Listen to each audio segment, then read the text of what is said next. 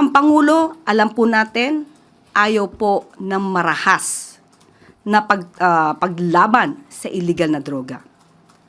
Kung ito po ay mabibigyan ng ebidensya at meron talagang dapat na mapanagot, ang PNP po, CIDG, NBI, kinakailangang mag-imbestiga rito kung mayroong sapat na ebidensya.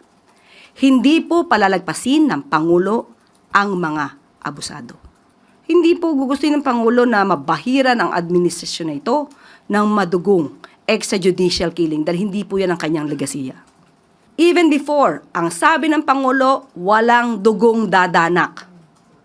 Hindi po niya ginugusto ang extrajudicial killings.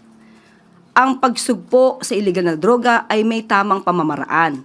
Lagi pong pinapanatili ng Pangulo ang tinatawag nating due process. Kailangan madinig din po ang mga taong inaakusahan.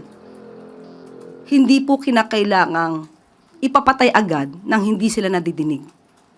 Hindi po yan at wala po sa konstitusyon natin ang salitang death penalty. Hindi po ito pinapatupad sa bansa natin.